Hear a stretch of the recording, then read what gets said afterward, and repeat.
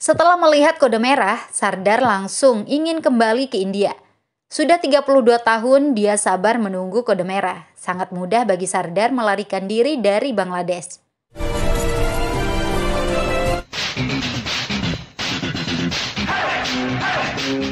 Di waktu yang sama, Vijay mendapatkan petunjuk lokasi kecoa selama ini melalui isi tasnya. Tempat itu ternyata bekas pom bensin. Namun Vijay menemukan ada ruang bawah tanah rahasia di sana. Vijay bisa melihat sisa-sisa aktivitas kecoa yang misinya berpusat pada Sardar. Tanpa disadari, Vijay diserang seseorang yang merupakan anak buah Ratori. Vijay kalah hebat dan dihajar.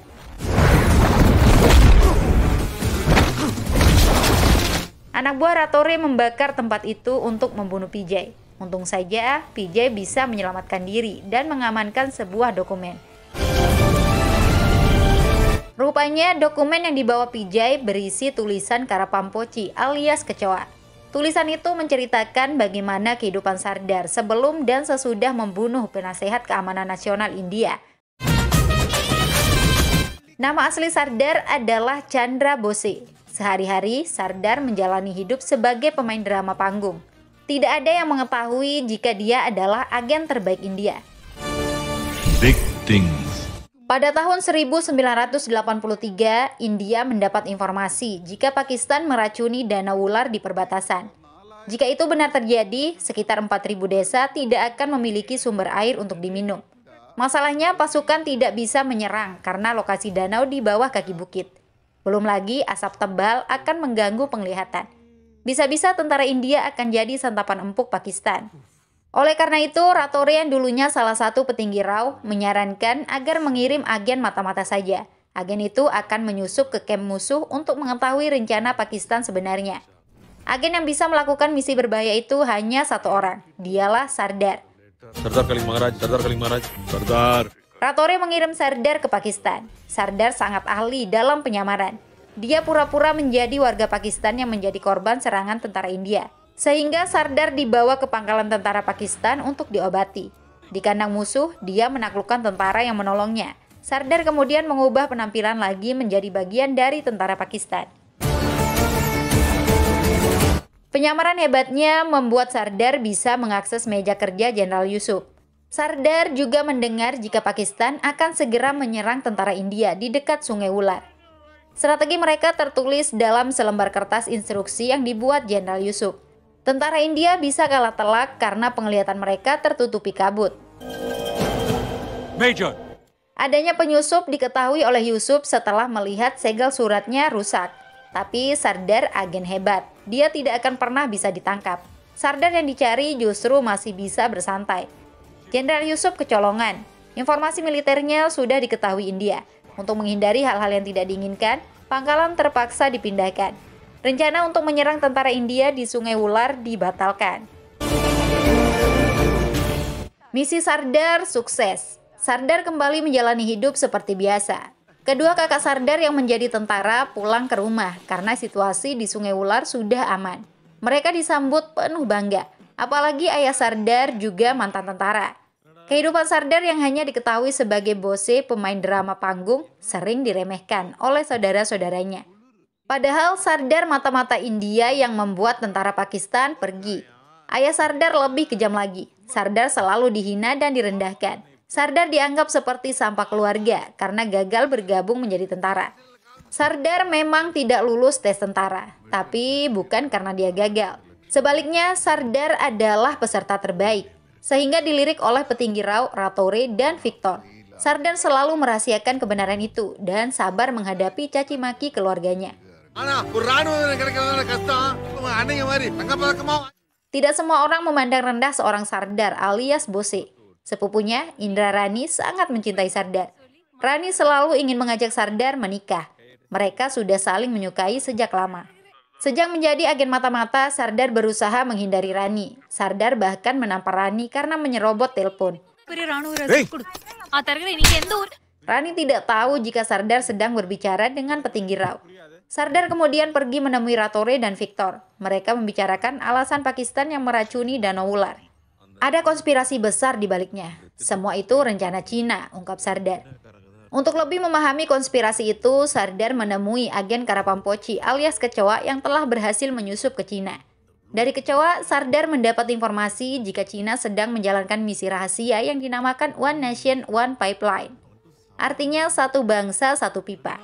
Awalnya kecoa tidak memahami misi itu, tapi setelah membaca laporan intelijen Sardar, barulah kecoa mengerti jika skema One Nation, One Pipeline akan diterapkan di India. Ini bukan pipa gas, bukan pipa minyak, ini pipa air, jelas kecoa. Informasi yang didapatkan kecoa juga isu meracuni Sungai Wular hanya omong kosong. Isu itu sengaja disebarkan agar penduduk dari 4.000 desa tidak lagi berani mengkonsumsi air sungai. Cina telah mempersiapkan semuanya sejak 2 tahun lalu. Cina sudah mengantongi izin untuk membangun pabrik air kemasan di dekat Sungai Wular. Setelah masyarakat tidak berani minum air sungai, perusahaan akan menjual air sungai yang sama kepada masyarakat dalam bentuk kemasan, ungkap kecoa. Sejak beberapa waktu terakhir, Cina terus berusaha mengendalikan sumber daya air di seluruh dunia. Langkah itu dilakukan karena Cina menilai Perang Dunia Ketiga akan memperebutkan air. Saat ini, perhatian Cina tertuju pada India. Air yang selama ini gratis akan dijadikan produk bisnis. Cina mengawalinya dengan menjual air kemasan agar masyarakat terbiasa membeli air. Skema itu akan terus berlanjut hingga air benar-benar bisa dikendalikan Cina melalui pipa. Cina bisa melakukan ini di India karena ada pejabat tinggi kita yang bekerja untuk Cina. Mereka memberinya nama Buddha Tertawa. Untuk menghentikan Cina, kita harus temukan siapa Buddha Tertawa, ucap kecoa. Laughing Buddha. Bangga. Sardar melaporkan semua informasi itu kepada Ratori. Misi Sardar selanjutnya menemukan identitas Buddha Tertawa yang telah menjadi pengkhianat negara. Sardar tidak menyadari pembicaraannya didengar oleh Rani yang mengetahui frekuensi saluran rahasia mereka. Rani salah paham dan mengira Sardar alias Bose seorang teroris. Rani ingin memberitahu ayah Sardar serta semua orang. Hal itu membuat Sardar marah.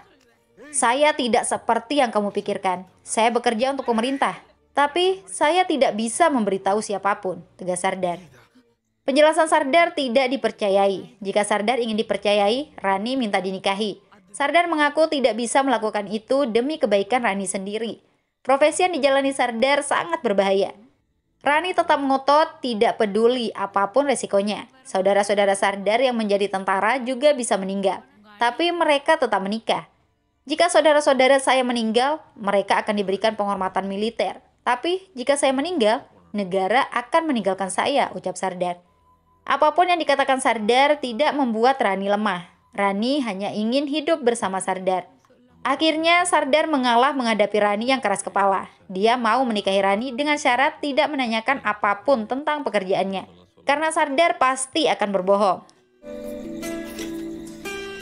Air mata kebahagiaan mengalir di wajah Rani. Pernikahan dilangsungkan. Kini Sardar dan Rani menjalani hidup bahagia sebagai sepasang suami istri. Meski begitu, Sardar tidak pernah melupakan misinya untuk menemukan Buddha Tertawa. Sardar mulai menyelidiki satu persatu seluruh pejabat tinggi yang berpeluang bekerja untuk Cina, seperti Sekretaris Negara, Sekretaris Rau, DIG, dan lain-lain.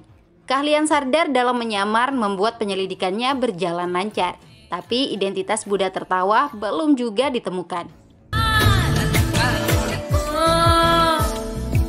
Waktu terus berlalu. Rani sudah melahirkan seorang putra.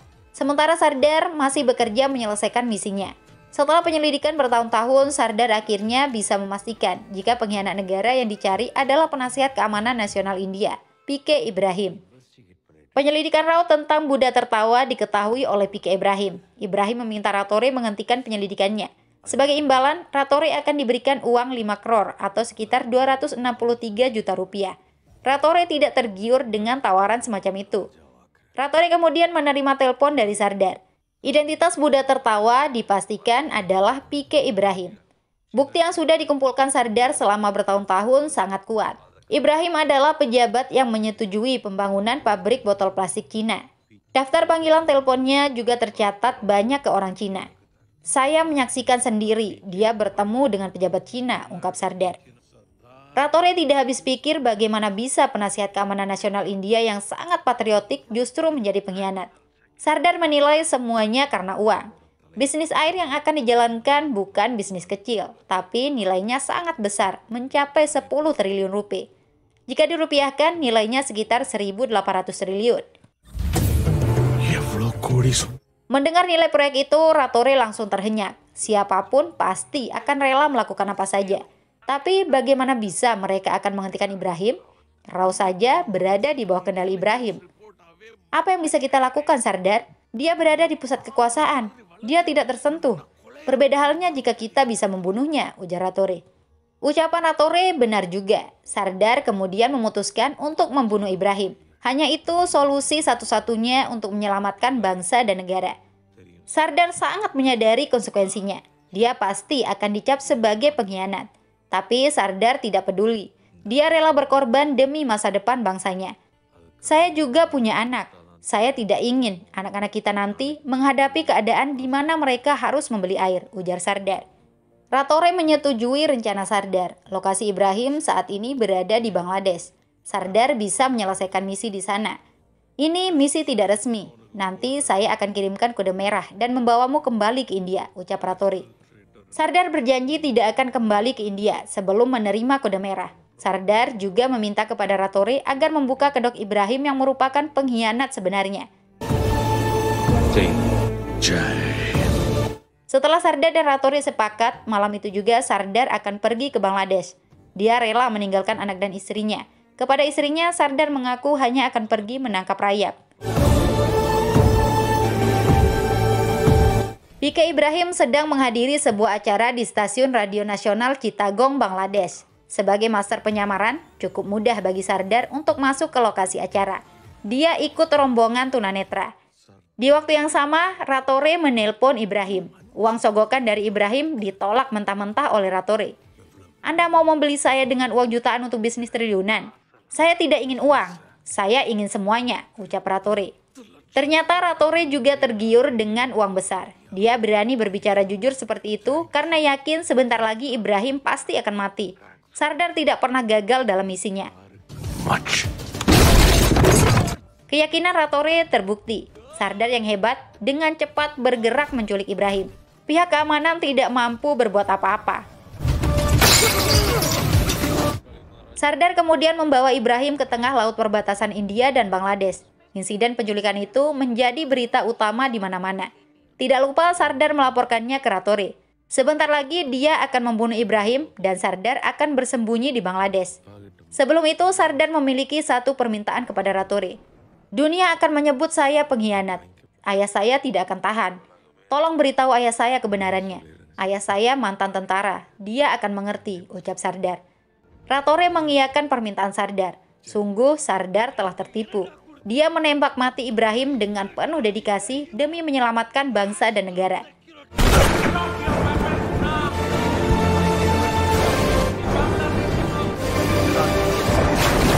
Sementara di India, Ratore memberitahu pemerintah jika Sardar telah berkhianat.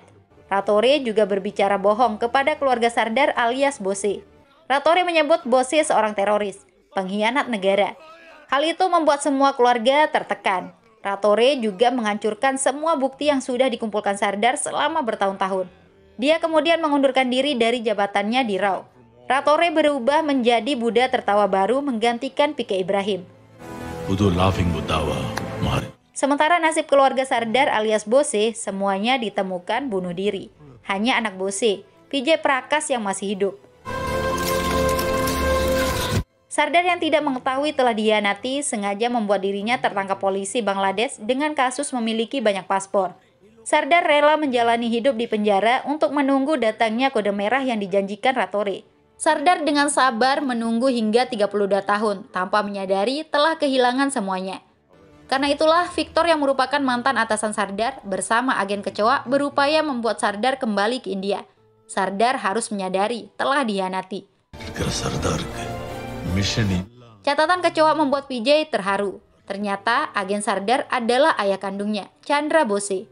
Vijay tidak kuasa membendung air mata mengetahui pengorbanan besar sang ayah. Selama ini Vijay sangat membenci ayahnya karena dicap sebagai pengkhianat negara. Ternyata ayahnya adalah orang hebat yang sebenarnya. Ayahnya adalah pahlawan bangsa sesungguhnya. Kini Sardar telah kembali ke India dengan penyamaran. Sardar pergi ke sebuah tempat rahasia yang hanya diketahui beberapa agen. Tempat itu bernama Death Drop Zone. Di tempat itulah Sardar menemukan berbagai informasi penting yang telah disimpan oleh kecoa. Sardar begitu kaget mengetahui fakta yang telah dia lewatkan selama ini. Potongan koran menunjukkan berita yang jauh dari cita-citanya. Sardar seperti tidak percaya. Ketulusannya berakhir dengan pengkhianatan. Pengorbanan besar Sardar jadi sia-sia. Sungguh perih hati Sardar. Dia patah hati, hatinya terluka dan berdarah.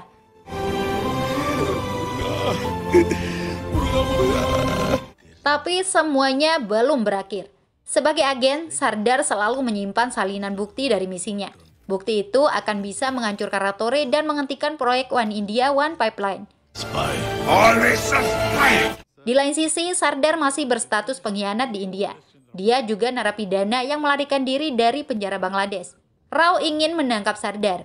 Untuk bisa menangkap Sardar, Rao menangkap PJ terlebih dahulu selaku anaknya. PJ dipaksa agar membuat ayahnya menyerahkan diri. Padahal PJ belum pernah bertemu ayahnya. You're the guardian of the Rao juga mengincar orang bernama Victor yang mengambil hak asuh Timi. Kepala Rao Chandra Mohan memerintahkan untuk menangkap Victor untuk diinterogasi. Foto orang yang menjadi wali Timi membuat Rattore kaget. Rattore sangat mengenal wajah rekan lamanya itu, yang kini menggunakan kursi roda. Diam-diam, Rattore mengirim anak buahnya untuk membunuh Victor agar kebusukannya aman. Victor sama sekali tidak bisa melawan, tapi Sardar sudah ada di sana. Kalau cuma satu musuh, Sardar bisa membunuhnya tanpa berkeringat. Dari Victor, Sardar mengetahui jika barang-barangnya tersimpan di gudang penyitaan Rao. Sardar kemudian menyamar sebagai Victor untuk bisa mengambil salinan bukti yang dia simpan dulu. Rao tertipu dan membawa Sardar ke kantor. Rao terlambat menyadari jika orang yang dibawa bukanlah Victor, tapi agen terbaik India, Sardar.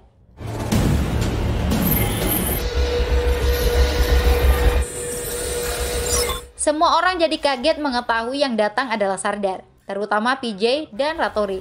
Keberanian Sardar memang tidak pernah luntur. Kemampuannya pun tak berkurang sedikit pun. Sardar menghajar semua orang di kantor Rao. Chandra Mohan juga dibuat babak belur.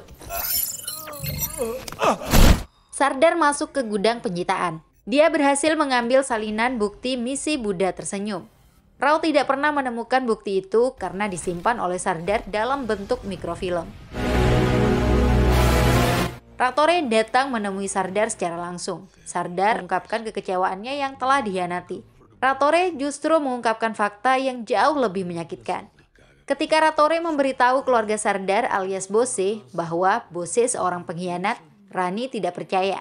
Rani mengetahui siapa suaminya karena diam-diam selalu menguping obrolan suaminya melalui frekuensi radio. Rani memohon kepada Rattore agar Sardar dibawa kembali dengan mengirimkan kode merah. Rattore justru membunuh Rani karena terlalu banyak mengetahui rahasia mata-mata. Semua keluarga Sardar juga dihabisi. Ternyata mereka tidak bunuh diri, mereka dibunuh oleh Rattore. Sedangkan PJ tetap dibiarkan hidup agar dunia percaya jika keluarga itu bunuh diri karena malu. PJ yang melihat obrolan itu hanya bisa marah. Sardar juga semakin murka atas kekejian Rattore. Sardar berjanji akan menghancurkan kekuasaan Rattore. Tapi Rattore tidak takut karena merasa sudah berkuasa. Anda hanya tahu memberi perintah sambil duduk di belakang radio. Anda tidak pernah menginjakkan kaki di lapangan. Dan saya terbiasa menyelesaikan misi. Saya akan mengakhiri ini. Lihat saja, ujar Sardar.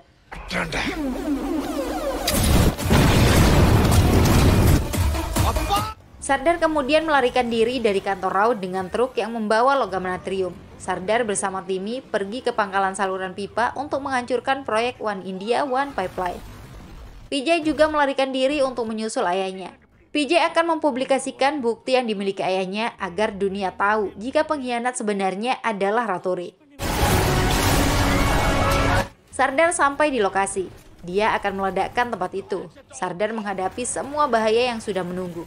Anak buah Rattore yang menyerang dibunuh.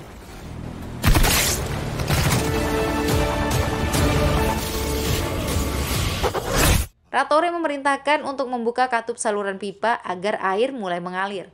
Dengan begitu, Sardar tidak akan berani meledakkannya karena jika itu dilakukan, 300 desa bisa terdampak. PJ tiba dan bertemu Timi. PJ membantu perjuangan Sardar dengan menghentikan anak buah Rattore yang ingin membuka katup pipa. Kini ayah dan anak berjuang bersama menghadapi Rattore.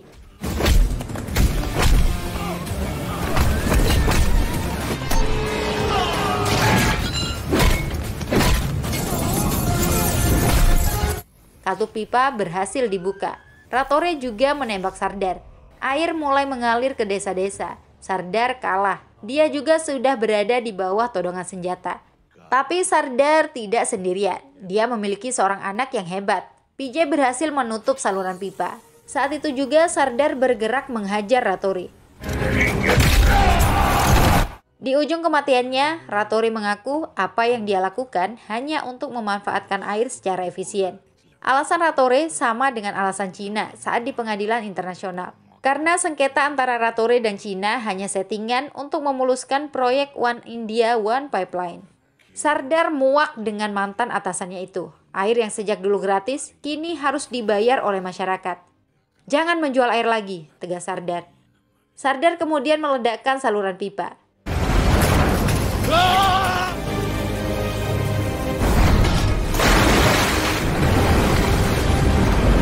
Rattore lenyap bersama hancurnya proyek One India One Pipeline. Misi Sardar tuntas. Rao malah baru tiba di lokasi. Setelah musuh sirna, Sardar akhirnya bisa bertemu dengan anak kandungnya setelah puluhan tahun. PJ meminta ayahnya memberikan bukti kejahatan Rattore dan PK Ibrahim. Sardar memiliki pandangan berbeda. Jika masyarakat mengetahui Rattore adalah pengkhianat dan bekerja untuk Cina, masyarakat tidak akan mempercayai pemerintah lagi. Saya tidak ingin itu terjadi, ucap Sardar. Sungguh pemikiran yang mulia. Sardar rela tetap dianggap pengkhianat asalkan bangsa dan negaranya baik-baik saja. Rao yang mendengar itu jadi mengurungkan niat menangkap Sardar. Apa? Bagi Sardar, tidak apa-apa dia menjadi buronan negara. Sardar memang sangat ingin bisa hidup bersama anaknya. Tapi itu tidak mungkin dia lakukan. Sebagai bose, saya ingin hidup bersamamu, nak. Tapi saya adalah Sardar. Sekali mata-mata akan selalu menjadi mata-mata, ucap Sardar. Setelah itu Sardar kabur meninggalkan PJ. Sardar adalah pahlawan sebenarnya yang tidak akan pernah diketahui dunia. Kepala Rao, Chandra Mohan mulai mengagumi Sardar. PJ juga dilirik untuk dijadikan sebagai agen seperti ayahnya. Rao membuat PJ dipecat dari kepolisian dengan tuduhan membantu ayahnya dan merusak objek vital pemerintah. Misi pertama PJ akan dikirim ke Kamboja. Sebuah kode juga disiapkan sebagai pengganti nama. Film selesai di sana. Sudah dulu ya, sampai jumpa. Your code name is